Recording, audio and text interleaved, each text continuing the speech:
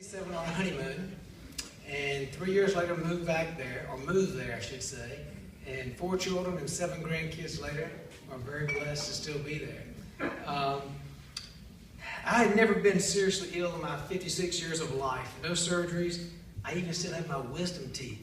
So I had lived actually a very pain-free life. April 2010, I began to feel sluggish. All I wanted to do was sleep. I went to see my family physician. After a couple weeks and multiple tests, he called and said he was coming by our home to give us the results in person. Usually not a good sign when your doctor comes to visit your home to tell you the test results. Kent, our family physician, whom Jeannie and I had known for many years, came to our home after work.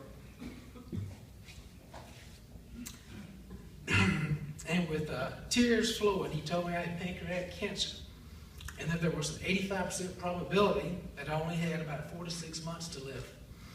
He mentioned in conversation that there was a slim chance I might be a surgical candidate, and if I did qualify for surgery, it was crucial I find a surgeon in a lot of these surgeries that they called a Whipple procedure, which I had never heard of. That statement led us to Dr. Peter Allen. And Peter, I remember telling you the first time I met you, and I probably also said this to Diane, that whatever you told me I needed to do, I would do it because I wanted to be your poster child. And thank you for making that a reality.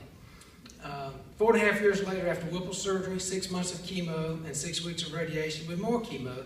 By the way, y'all didn't tell me I was going to get chemo with the radiation. Right, hear that? No one said anything about more chemo. I thought the chemo was over.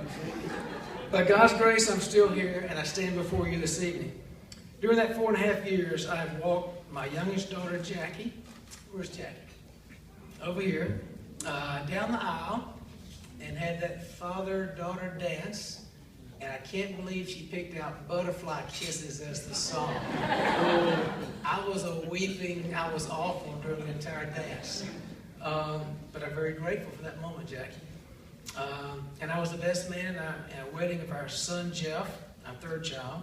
In addition, during that 4.5 years, I've been blessed to hold and enjoy the arrival of 4 new grandchildren.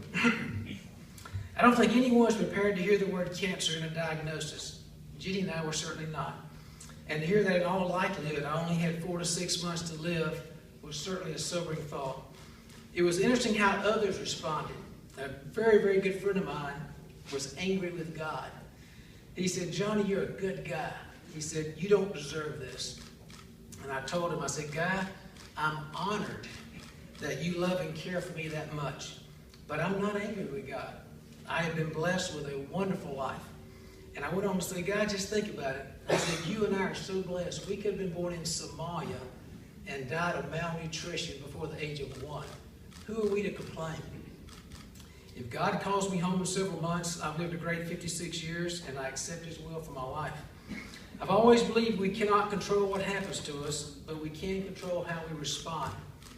I believe that adversity either makes us bitter or it makes us better.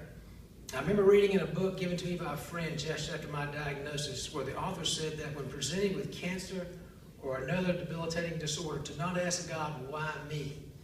Not to ask why, but to ask what. What, God, do you want me to do with this? One opportunity that has arisen as a result of my pancreatic cancer is that I've had the opportunity to talk to many others with the same diagnosis and to hopefully encourage them in their journey. People tell me that my attitude had a lot to do with my recovery.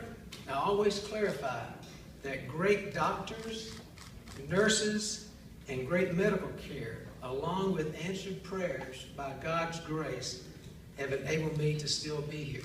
My attitude has helped me cope and deal with the circumstances, but my attitude did not rid me of cancer. Great doctors, medical care, and God have enabled me to stand before you here tonight.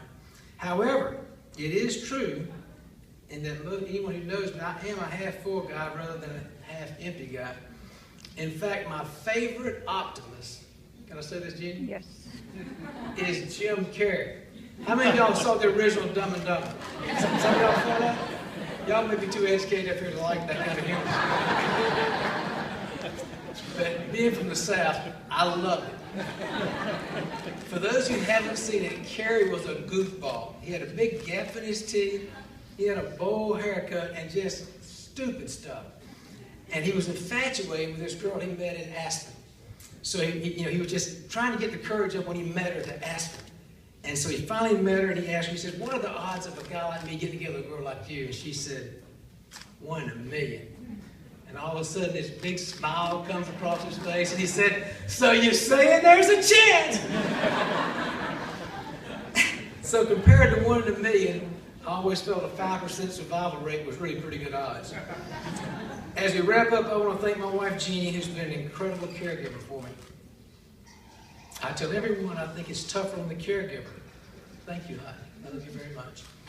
Our 4 children have been phenomenal helping us through these last 4.5 years. John, Jordan, Jeff, and Jackie, thank you so much for all your love and support. Jackie, whom you met briefly. Jordan, will you raise your hand over there? And Jordan, our other daughter, are both here with us tonight. And wrapping up, I just want to thank everybody here affiliated with Sloan-Kettering. I know this is a National Pancreatic Foundation fundraiser, and I thank all you guys for all that you do. However, the personal experience that I've experienced at Sloan has been incredible. Beginning with this this quiet, laid-back guy. I'm trying to help him get more enthusiasm when I walk in the office downstairs named Nick. Where's Nick?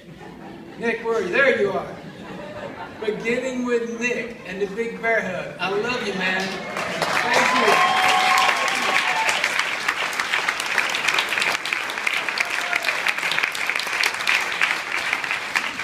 you. To Carol and all the staff, I don't want to start naming, I'm going to leave everybody out, but all the staff, of Diane's staff and Peter's staff, thank each of you for making each visit such a more enjoyable situation. I don't used to live in Manhattan until this past January. And I'd always play a mental game myself. I said, well, I'm going to visit our daughter and grandchildren. And while I'm there, I may slip over to Sloan and have a scan done. So she has now moved to Durham, and I can't do that anymore. I got to come up with something different, Peter. But all of you staff are so wonderful. And Blair, when you come out to take me back to see Dr. Reedy, everybody's just awesome. But thank you. To Dr. Allen, Peter, and Dr. Reedy, I want to thank you, Diane, for literally saving my life. I thank you very, very much.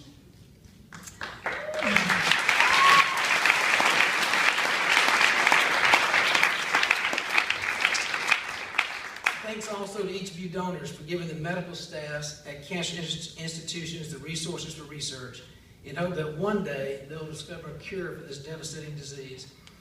As I stand before you tonight, I can't help but think that over the last 5, 10, 15, 20 years, that people like you were gathered at an event like this.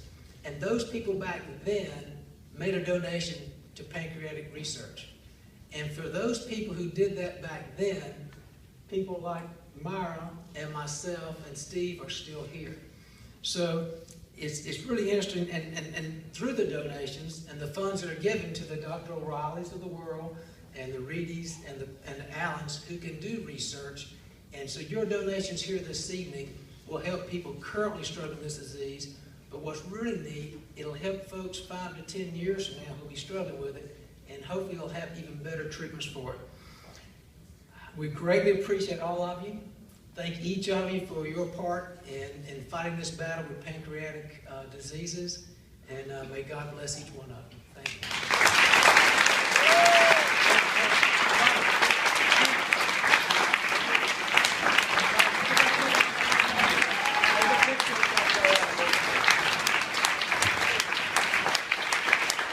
Let's give them a round of applause.